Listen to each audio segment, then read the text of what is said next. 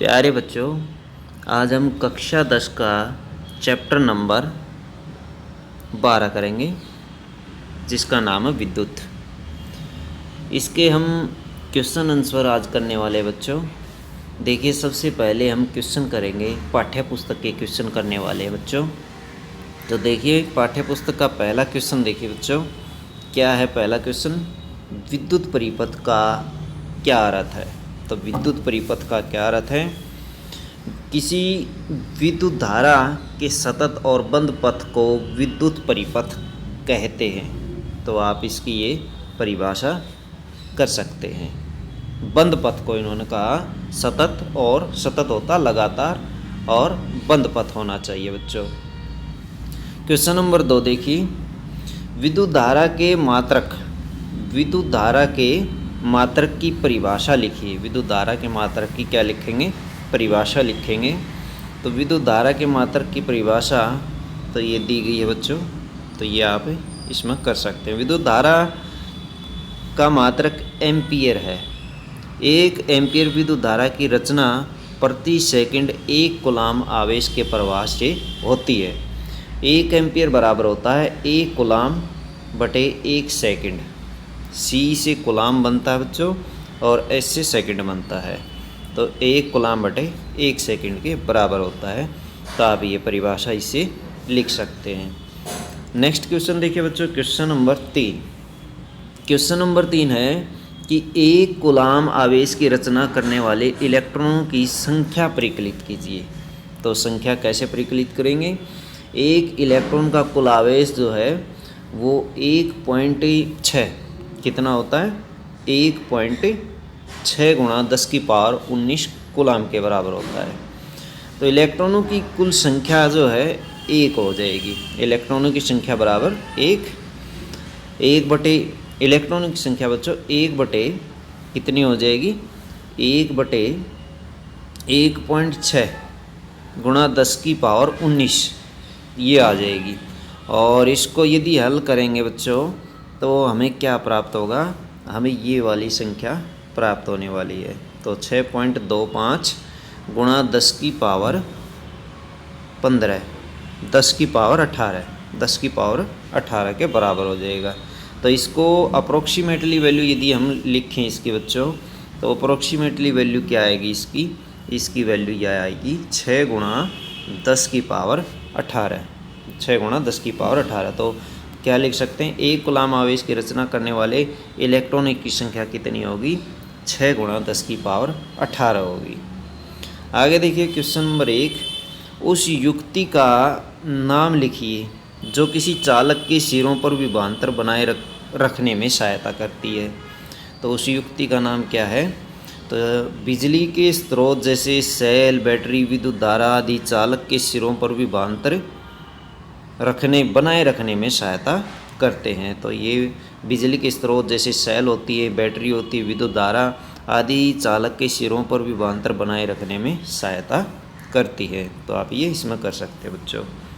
उसके बाद देखिए क्वेश्चन नंबर 2, यह कहने का क्या तात्पर्य है कि 2 बिंदुओं के बीच में विभवांतर 1 वोल्ट है? कि 2 बिंदुओं के बीच में विभवांतर 1 वोल्ट है। तो 1 वोल्ट हम देखेंगे इसकी परिभाषा। यदि किसी विद्युत धारावाही चालक के 2 बिंदुओं के बीच 1 कूलाम आवेश को एक बिंदु से दूसरे बिंदु तक ले जाने में 1 जूल कार्य किया जाता है।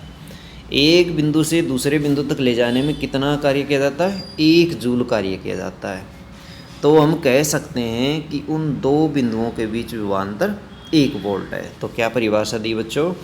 यदि किसी विद्युत धारावाही चालक होना चाहिए और उसके 2 बिंदु होने चाहिए, एक बिंदु से दूसरे बिंदु तक ले जाने के लिए जितना 1 जूल कार्य यदि किया जाता है, तो हम कह सकते हैं कि विभवांतर 1 वोल्ट है। तो हम विभवांतर को 1 वोल्ट कह सकते हैं। 1 कूलाम बराबर बच्चों होता है, ये देख सकते हैं इसकी परिभाषा जो है बच्चों हमने ऊपर पढ़ी, यहाँ पर थोड़ी कैलकुलेशन में गड़बड़ दी गई है। उस नेक्स्ट क्वेश्चन देखिए बच्चों, बैटरी से गुजरने वाले बैटरी 6 वोल्ट की बैटरी से गुजरने वाले हर एक कूलाम आवेश को कितनी ऊर्जा दी जाती है। तो बैटरी 6 वोल्ट की बैटरी है, तो उससे गुजरने वाले हर एक कूलाम आवेश को कितनी ऊर्जा दी जाती है। तो बच्चों जो विभवांतर है वो 6 वोल्ट दिया गया है। विभवांतर कितना दिया गया है? 6 वोल्ट। अब बच्चों V बराबर होता है W/Q। V बराबर होता है W/Q। और यदि हम W निकाल दें, W बराबर हो जाएगा V×Q, ये हो जाएगा। और यहाँ पर बच्चों जो आवेश है Q, ये ऊपर दिया गया है आवेश, ये देख सकते हैं आप।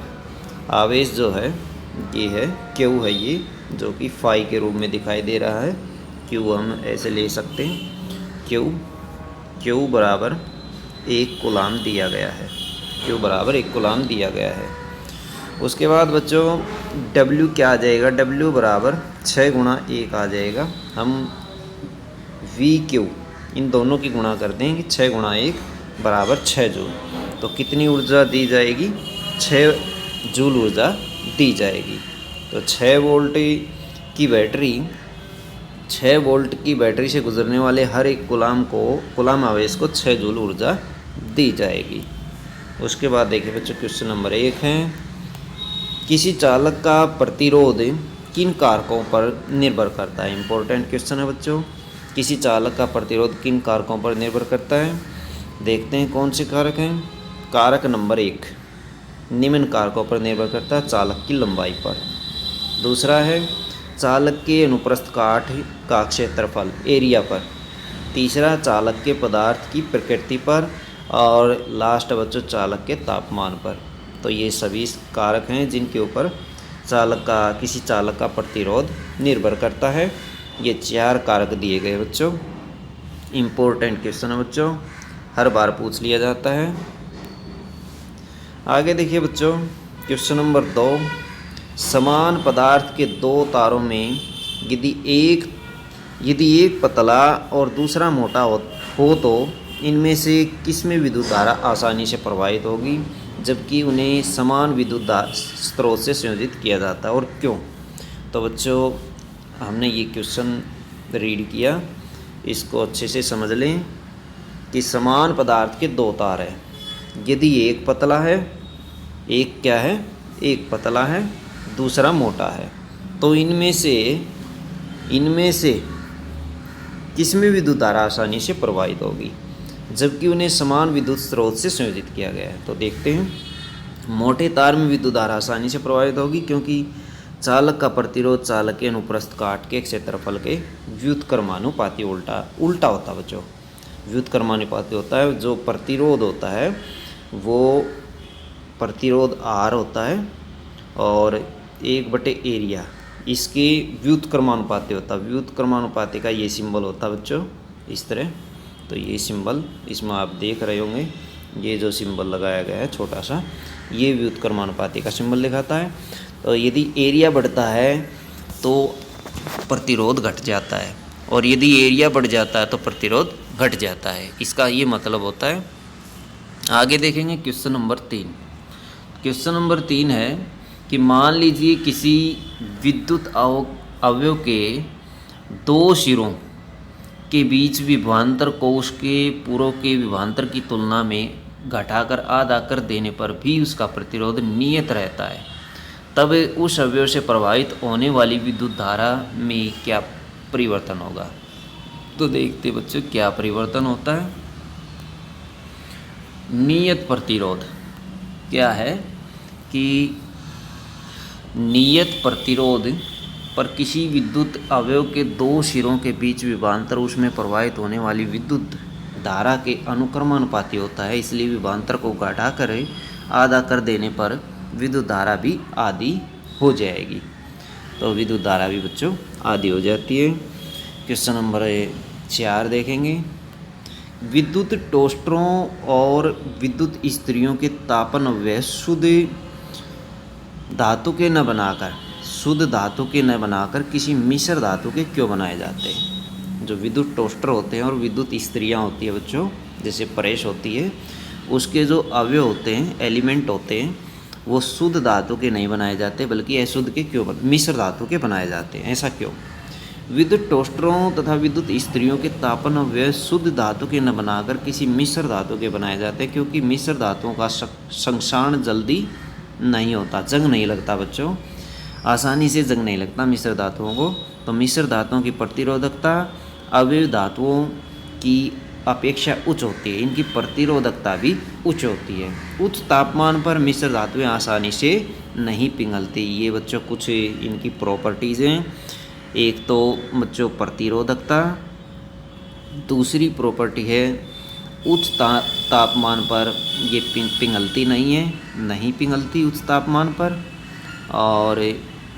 और आसानी से संक्षारण नहीं होता। तो ये बच्चों कुछ प्रॉपर्टीज़ हैं जिनके आधार पर हम कह सकते हैं कि विद्युत टोस्टरों और विद्युत इस्त्रियों के जो अवयव होते हैं वो मिश्र धातु के बनाए जाते हैं। किसके बनाए जाते हैं? मिश्र धातु से बनाए जाते हैं। तो बच्चों ये इम्पोर्टेंट क्वेश्चन है। क्वेश्चन नंबर 5 देखेंगे। निम्नलिखित प्रश्नों के उत्तर तालिका 12.2 में दिए गए आंकड़ों के आधार पर दीजिए।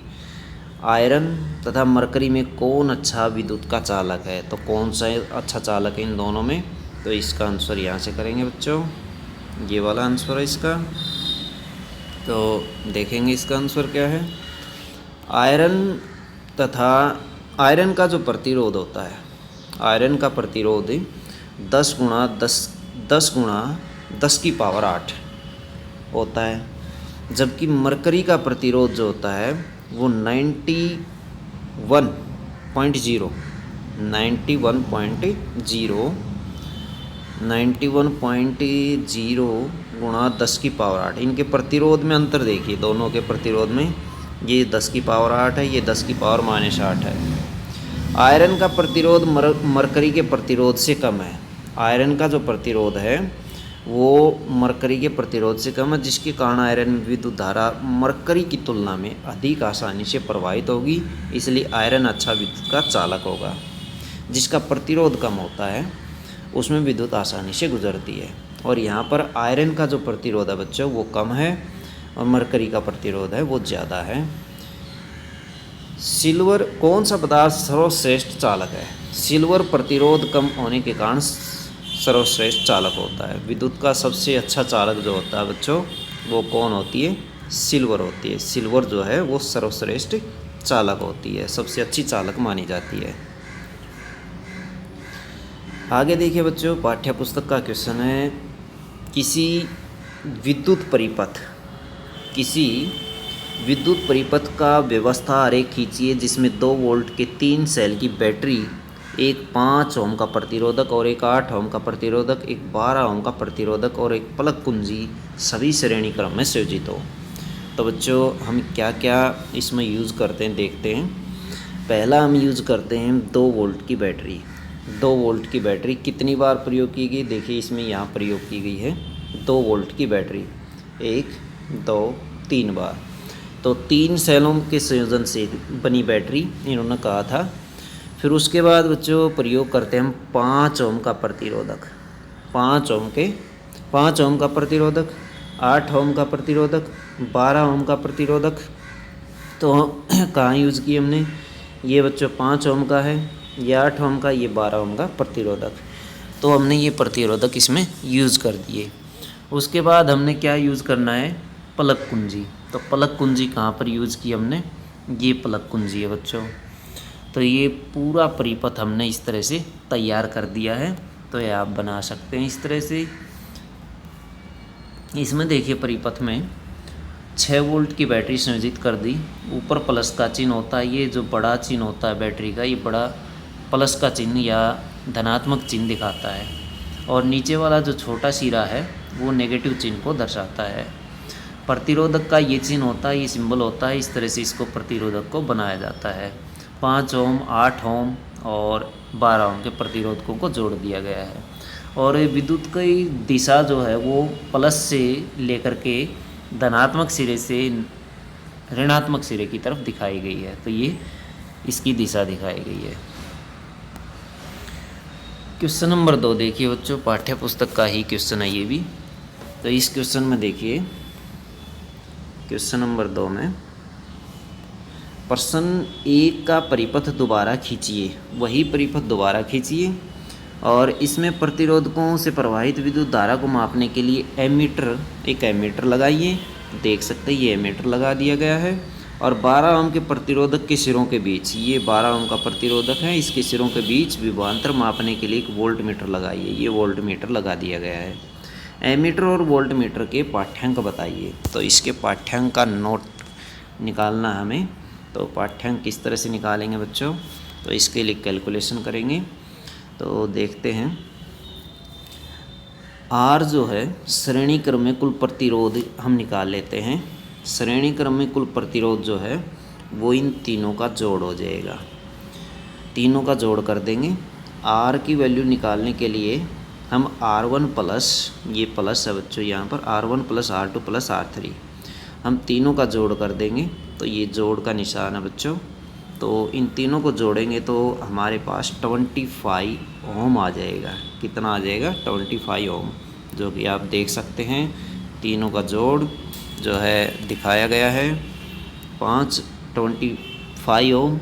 कुल विभवांतर 6 वोल्ट दिया गया है। V बराबर IR ओम का फॉर्मूला होता है बच्चों, और इस फॉर्मूले से हम I की वैल्यू निकाल लेते। I बराबर 6/25 आ जाएगा, और I बराबर 6/25 यानी I बराबर हो जाएगा V/R के। V हमारे पास 6 है, R हमारे पास 25 है।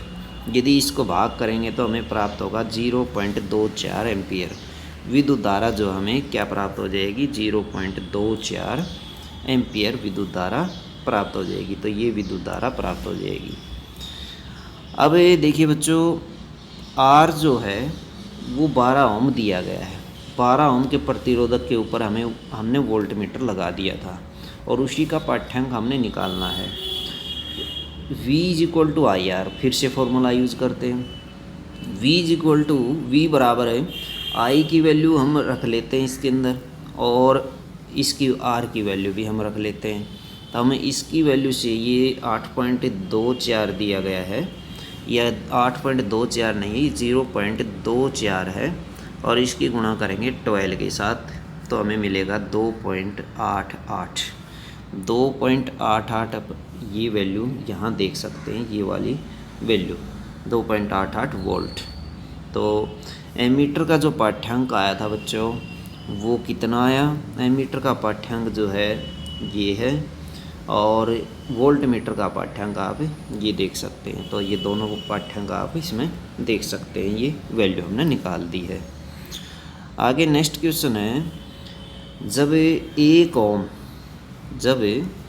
ओम और 10⁻6 ओम, या फिर बी पार्ट है 1 ओम 10⁻3 ओम या 10⁻6 ओम के प्रतिरोधक पार्श्वक्रम में संयोजित किए जाते हैं, तो इनके तुल्य प्रतिरोध के संबंध में आप क्या निर्णय करेंगे?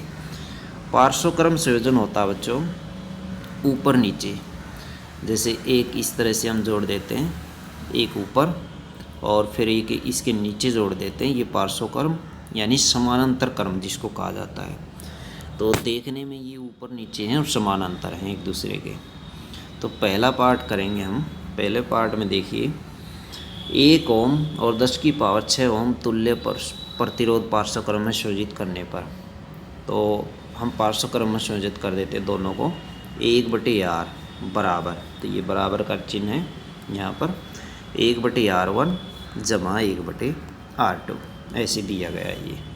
तो ये आप इसमें देख सकते हैं, ये वाला R1 जो है बच्चों वो दिया गया है 1 ओम, और R2 क्या दिया गया है? R2 है 10⁻6 ओम, 10⁻6 ओम। हम इनकी वैल्यू रख लेते हैं, तो हमें क्या प्राप्त होगा? हमें ये वैल्यू प्राप्त होगी 1/1 प्लस 1/10⁻6, और इसको हम जोड़ लेते हैं। जोड़ने पर इसका यदि एलसीएम निकालेंगे तो 10⁻6 आ जाएगा। 1 से डिवाइड करेंगे 10⁻6 आ जाएगा, प्लस 1 आ जाएगा, किसके बराबर? 1/R के।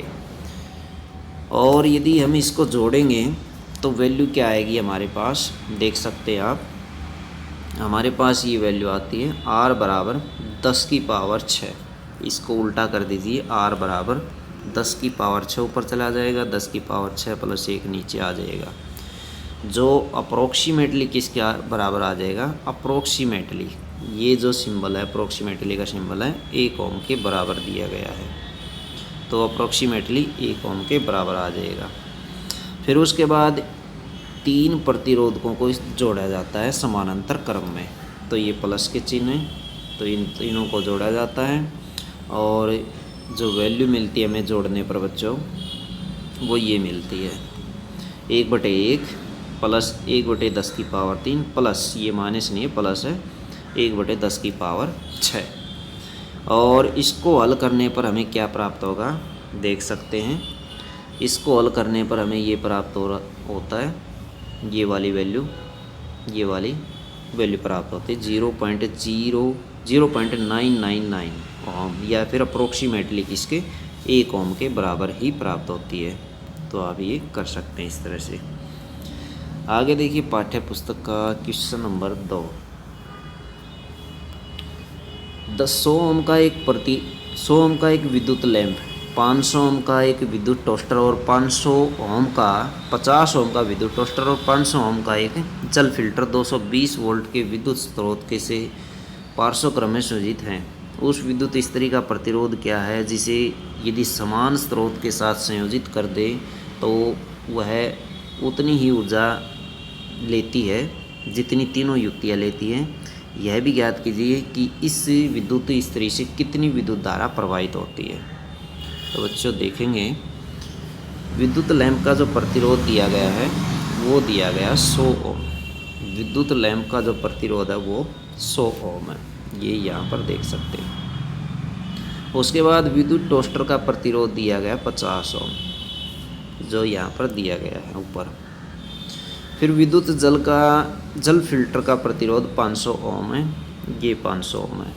तो मिलान कीजिए, ये 100 है, ये 100 हो गया, ये 50 था, ये 50 हो गया, ये 500 था, ये 500 हो गया हमारे पास।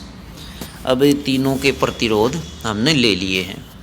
इनका निर्णायक प्रतिरोध निकालने के लिए फॉर्मूला अप्लाई करेंगे हम 1/R बराबर 1/R1 जमा 1/R2 जमा 1/R3। तो ये वाला फॉर्मूला यहाँ प्लस के चिन्ह है जो बाय मिस्टेक हट गए हैं, लगाए नहीं गए इसमें। R1 देख सकते हैं, R2 और R3 तीनों की वैल्यू हमारे पास गिवन है, ये वाली 100 50 500 ये वैल्यू हम रख देते हैं और इनको जोड़ लेते हैं। 500 एलसीएम आ जाता है, 5 10 1 16 जोड़ आता है और 1/R हमें प्राप्त होता है 16/500। हम इसका उल्टा कर देते हैं दोनों तरफ से, तो R की वैल्यू 500/16 डिवाइड करने पर 31.25 ओम हमें प्राप्त होती है। अब हम अप्लाई करते हैं ओम का नियम V बराबर आई आर। ओम के नियम के अनुसार V की वैल्यू दी गई 220 और R की वैल्यू अभी अभी हमने ये निकाली है, तो हम I की वैल्यू निकाल लेंगे। I बराबर जो होता है V/R हो जाएगा। V दिया गया 220 और R दिया गया है 31.25, तो डिवाइड कर दें इससे। डिवाइड करने पर हमें वैल्यू क्या प्राप्त होती है 7.04 हमें वैल्यू प्राप्त होती है। तो ये वाली वैल्यू हमें प्राप्त होती है। विद्युत स्त्री से 7.04 विद्युत धारा प्रवाहित होती है। आगे क्वेश्चन नंबर 3 है, श्रेणी क्रम में संयोजित करने के स्थान पर विद्युत युक्तियों को पार्श्व क्रम में संयोजित करने के क्या लाभ हैं। तो बच्चों इम्पोर्टेंट क्वेश्चन है, काफ़ी अच्छा क्वेश्चन है। श्रेणी क्रम में संयोजित करने के स्थान पर विद्युत युक्तियों को पार्श्व क्रम में संयोजित करने के लाभ। पार्श्व क्रम में जुड़े होने पर उपकरणों के बीच वोल्टेज का कोई विभाजन नहीं होता है। पार्श्व क्रम में यदि हम जोड़ते हैं तो वोल्टेज का विभाजन नहीं होता है, तो सबसे लास्ट में कम वोल्टेज प्राप्त होती है, सबसे लास्ट वाले को कम ऊर्जा मिलती है, विद्युत ऊर्जा मिलती है।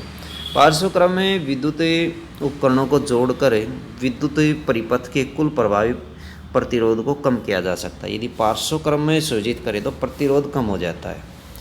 यानी हम जब श्रेणी क्रम विभाजन करते हैं तो श्रेणी क्रम में जैसे एक कमरे से हमें कई कमरों में विद्युत पहुंचानी है तो एक डोरी के माध्यम से पहुंचाएंगे। यदि किसी बीच वाले कमरे में फॉल्ट आ जाता है तो आगे वाले कमरों में बिजली नहीं जाएगी, वहाँ पर न पंखा चलेगा न बल्ब जलेगा। तो इसी वजह से पार्श्व क्रम संयोजन अच्छा होता है श्रेणी क्रम की बजाय। अगर बीच में कोई फॉल्ट आ जाता है तो उसमें सुधार करने में समय लगता है और आगे विद्युत पहुंचनी बंद हो जाती है। पार्श्व क्रम में क्या है कि सभी कमरों का अलग अलग कनेक्शन किया जाता है, उसको पार्श्व क्रम कहा जाता है। तो इस तरह से पार्श्व क्रम संयोजन काफ़ी अच्छा होता है। आगे क्वेश्चन देखेंगे, क्वेश्चन नंबर 4, ये वाला क्वेश्चन देखिए। इसमें देखिए 2 ओम, 3 ओम, 6 ओम के 3 प्रतिरोधकों को किस प्रकार संयोजित करेंगे कि संयोजन का कुल प्रतिरोध 4 ओम ए पार्ट और 1 ओम प्राप्त हो। तो 2 पार्ट दिए गए हैं, पहले हम प्राप्त करेंगे 4 ओम। तो 4 ओम प्रतिरोध प्राप्त करने के लिए हम किस तरह से संयोजित करेंगे, 4 ओम हमें प्राप्त करना है। तो हम संयोजित करते हैं, R1 ले लेते हैं 3 ओम और R2 ले लेते हैं, R1 ले लिया हमने 3 ओम और R2 ले लेते हैं हम 6 ओम। ये R1 देख सकते हैं और ये R2 6 ओम है। हमें इसमें फॉर्मूला अप्लाई कर देते हैं 1/R बराबर 1/R1 जमा 1/R2। इसमें देखिए आप यहाँ थोड़ा गलत हो गया है, मिसप्रिंट हुआ है। इसको 1/3 प्लस 1/6 हम लिखेंगे। इसका एलसीएम ले लेंगे और एलसीएम लेकर के इसको हल कर लेंगे। एलसीएम 6 आ जाएगा, 2 + 1 3/6, 3/6 कट जाएगा 1/2। तो यदि 1/R प्राप्त होता है 1/2, इनको यदि इसको उल्टा करते तो R बराबर R की वैल्यू क्या आती है, 2 आती है। ये देख सकते हैं R की वैल्यू 2 है, 2 आई गई। आगे हमें जो तीसरा प्रतिरोधक बचा हुआ है उसको हमें जोड़ते हैं इसके साथ श्रेणी क्रम में। हमने क्या किया, 2 प्रतिरोधक लिए, ये वाले 3 ओम और 6 ओम, इन दोनों को पार्श्व क्रम में जोड़ दिया और इसको श्रेणी क्रम में जोड़ दिया इसके साथ। तो हमने 2 ओम, इन दोनों से 2 ओम प्राप्त किया और 2 के अंदर फिर 2 ओम जोड़ देंगे तो ये हो जाएगा टोटल 4 ओम। हमें प्राप्त क्या करना था, 4 ओम प्राप्त करना था और हमें क्या मिला, 4 ओम ही प्राप्त हुआ, निर्णायक प्रतिरोध। अब हम निकालेंगे कि किस तरह से संयोजन करें कि 1 ओम प्राप्त हो। तो इसके लिए प्रतिरोध 1 ओम प्राप्त करने के लिए क्या करते हैं, 2 ओम, 3 ओम और 6 ओम के प्रतिरोधकों का संयोजन पार्श्व क्रम में करते हैं। अब की बार तीनों का जो संयोजन है वो पार्श्व क्रम में कर देते हैं तो हमें 1 ओम प्राप्त हो जाएगा। यदि पार्श्व क्रम करते हैं तो 1/R बराबर 1/2 प्लस 1/3 प्लस 1/6। तो इनका एलसीएम लेकर इसको हल करते हैं तो बच्चों हमें 1 ओम प्राप्त होता है। आगे देखिए क्वेश्चन नंबर 5, 4 ओम, 8 ओम, 12 ओम, 24 ओम के प्रतिरोधकों की 4 कुंडलियों को किस प्रकार संयोजित करेगी। संयोजन से हमें अधिकतम और निम्नतम प्रतिरोध प्राप्त हो सके। हमें दोनों प्रकार का प्रतिरोध प्राप्त करना है, अधिकतम भी और न्यूनतम भी। सबसे पहले हम श्रेणी क्रम में जोड़ देते हैं, सबका जोड़ कर लेते, 4, 8, 12 और 24, तीनों का जोड़ कर देते, 48 हमें प्राप्त होता है। तो 48 ये अधिकतम है। अब न्यूनतम हमें प्राप्त करना है तो हम इसको जोड़ते हैं पार्श्व क्रम में। और पार्श्व क्रम में बच्चों जोड़ने के लिए 1/R बराबर 1/R1 plus 1/R2 plus 1/R3 plus 1/R4, चारों को इस तरह से जोड़ेंगे। 1/R, 1/4, 1/8, 1/12 और 1/24। एलसीएम आ जाएगा 24 और 4 छिका 24, 8 तिया 24, 12 दूनी 24 और 24 एकम 24, 6 और 3 9, 9 और 2 11 और 1 12, तो हमें प्राप्त होता है 12/24। इसको काटते हैं तो हमें प्राप्त होता है 1/2 और R की वैल्यू हमें प्राप्त होती है R बराबर 1/R बराबर 1/2 आ गया, 1/2 प्राप्त होता है और 1/R बराबर 1/2 क्रॉस मल्टीप्लाई कर लेते हैं, R की वैल्यू बराबर 2 ओम आ जाएगी। तो मिनिमम जो है 2 ओम आता है यदि पार्श्व क्रम में संयोजित करें तो। यदि प्रतिरोधकों को पार्श्व क्रम में संयोजित करें तो बच्चों के कितना आता है, R की वैल्यू आती है 2 ओम। ये मिनिमम वैल्यू है, जबकि हमने ऊपर ये वैल्यू निकाली थी मैक्सिमम वैल्यू। ये मैक्सिमम, ये मिनिमम। उसके बाद देखिए बच्चों, किसी विद्युत हीटर की डोरी क्यों उत्तप्त नहीं होती जबकि उसका तापन अव्यय उत्तप्त हो जाता है। कोई विद्युत हीटर होता है, उसकी डोरी तप्त नहीं होती या गर्म नहीं होती, जलती नहीं है, जबकि उसका जो तापन अव्यय होता है, उसका जो तार होता है वो काफ़ी गर्म हो जाता, लाल हो जाता, तप्त हो जाता है। ऐसा क्यों? विद्युत हीटर की डोरी का प्रतिरोध कम होता है, इसलिए उत्तप्त नहीं होती, इसलिए वो गर्म नहीं होती, नहीं जलती, जबकि उसके तापन अव्यय का प्रतिरोध अधिक होता है, इसलिए वो उत्तप्त हो जाता है। आगे देखिए क्वेश्चन नंबर 2। 1 घंटे में 50 वाट विभवांतर से 96,000 कूलाम आवेश को स्थानांतरित करने में विद्युत ऊष्मा परिकलित कीजिए। तो बच्चों क्या दिया गया है, 1 घंटे में प्रवाहित विद्युत धारा दी गई है 96,000, तो वो निकाल लेते हैं। 96,000 डिवाइड बाई 1, 9600 डिवाइड बाई 1 और 1 घंटा, 9600 डिवाइड बाई 1 घंटा, तो इससे भाग कर देंगे, 80/3 एम्पियर आ जाएगी विद्युत धारा। तो विद्युत धारा हमने निकाल ली। अब हम लगाते हैं बच्चों H बराबर VIT का फॉर्मूला, जूल का नियम है ये। तो जूल का नियम से हमें V बराबर 50 वाट दी गई है और I बराबर 80/3 एम्पियर हमने निकाल ली है। तो ये वैल्यू हम दोनों इसमें रख देते। T जो है T निकाल लेते हैं, 60 × 60 सेकेंड, और ये निकाल लिया हमने। इसके साथ इसकी वैल्यू रखने पर वैल्यू जो है हमने वो इसके अंदर रख दी है। तो हमें क्या प्राप्त होता है, V के स्थान पर 50 रख दिया है, I के स्थान पर 80/3 रख दिया है, टाइम के स्थान पर 60 × 60 रख दिया है। तो हमें वैल्यू क्या प्राप्त होती है, ये वाली वैल्यू प्राप्त होती है 4.8 × 10⁶ जूल। तो H की जो वैल्यू होती है हीट, H फॉर हीट की वैल्यू हमें प्राप्त होती है 4.8 × 10⁶ जूल। कोई प्रतिरोध दिया गया है, कोई प्रतिरोध है कि कोई विद्युत स्त्री 5 एम्पियर विद्युत धारा लेती है। 2 ओम का प्रतिरोध है, 20 ओम का प्रतिरोध है बच्चों, ये गलत दिया गया है यहाँ, 20 ओम है, 20 ओम का प्रतिरोध है और 5 एम्पियर विद्युत धारा लेता है। 20 ओम प्रतिरोध की विद्युत स्त्री है बच्चों, और वो विद्युत धारा लेती है 5 एम्पियर। समय दिया गया 30 सेकंड। 30 सेकंड में उत्पन्न ऊष्मा परिकलित कीजिए। तो 30 सेकंड में उत्पन्न ऊष्मा हम निकालेंगे। उत्पन्न ऊष्मा सूत्र होगा आज H बराबर VIT जूल के नियम से, V बराबर IR ओम के नियम के अनुसार। हम ओम के नियम के अनुसार V बराबर IR, I की वैल्यू और R की वैल्यू रख लेते हैं, 5 और 20 गुणा कर देते हैं 100। तो V की जो वैल्यू है वो हमारे पास 100 आ जाती है। अब I दिया है 5 एम्पियर, टाइम दिया है कितना, 30 सेकंड। अब H में इसकी वैल्यू रख लेते हैं, H बराबर VIT, V दिया गया है 100 और I दी गई है एम्पियर में 5 एम्पियर और गुणा 30, इन तीनों की गुणा कर लेते हैं तो हमें क्या मिलता है, 15,000 जूल।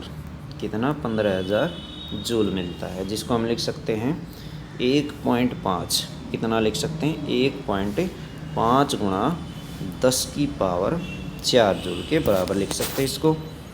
आगे देखेंगे क्वेश्चन नंबर 1 है फिर से पाठ्य पुस्तक का। विद्युत धारा उत्पन्न द्वारा प्रदत्त ऊर्जा की दर का निर्धारण कैसे किया जाता है। विद्युत धारा द्वारा प्रदत्त ऊर्जा की दर का निर्धारण विद्युत शक्ति के आधार पर किया जाता है। P बराबर वी आई, या फिर P बराबर वी आई स्क्वेयर आर, या फिर P बराबर वी स्क्वेयर बटे आर। तो ये 3 फॉर्मूले होते हैं इसके विद्युत शक्ति निकालने के। आगे क्वेश्चन नंबर 2, कोई विद्युत मोटर 220 वोल्ट के विद्युत स्रोत से 5 एम्पीयर विद्युत धारा लेती है। कितने एम्पीयर विद्युत धारा लेती है? 5 एम्पीयर विद्युत धारा लेती है। मोटर की शक्ति निर्धारित कीजिए। 2 घंटे में मोटर द्वारा उपभोक्त ऊर्जा परिकलित कीजिए। तो 2 घंटे में जो ऊर्जा खर्च की मोटर ने वो निकालिए। तो बच्चों क्या क्या दिया गया है देख सकते हैं। V दिया गया है 220 वोल्ट, V बराबर 220 वोल्ट। तो हम V लेते हैं सबसे पहले 220 वोल्ट। I दी गई है 5 एम्पियर, 5.0 एम्पियर, और समय दिया गया है टाइम 2 घंटे ये दिया गया है। तो हम क्या करते हैं, उपभोक्त ऊर्जा निकालने के लिए ये देखिए शक्ति जो है इसकी विद्युत मोटर 220 वोल्ट के इससे जोड़ी गई है। शक्ति मोटर की शक्ति निर्धारित कीजिए। तो शक्ति निर्धारित करेंगे सबसे पहले। तो P बराबर वी आई का फॉर्मूला हम लेंगे। तो इन दोनों की गुणा कर देंगे 220 गुणा 5 जैसे इन्होंने किया हुआ है। मोटर की शक्ति P बराबर वी आई और P बराबर 220 गुणा 5 बराबर 1100 वाट। ये तो आगे बच्चों शक्ति। अब उपभोक्त ऊर्जा हम निकालेंगे। क्या निकालेंगे? उपभोक्त ऊर्जा हम निकालेंगे जो बराबर हो जाएगी, शक्ति दी गई है, समय दिया गया है 7200 सेकंड समय है। तो इन दोनों की हम गुणा कर देंगे, किसकी? समय की और शक्ति की। इन दोनों की गुणा हम कर देंगे तो हमें क्या प्राप्त होगा, ये जो वैल्यू हमें प्राप्त होगी ये उपभोक्त ऊर्जा प्राप्त होगी जूल में। तो ये जूल में हमें वैल्यू प्राप्त हो जाती है। तो ये थे बच्चों पाठ्य पुस्तक के क्वेश्चन। आगे हम करेंगे अभ्यास के क्वेश्चन नेक्स्ट वीडियो में।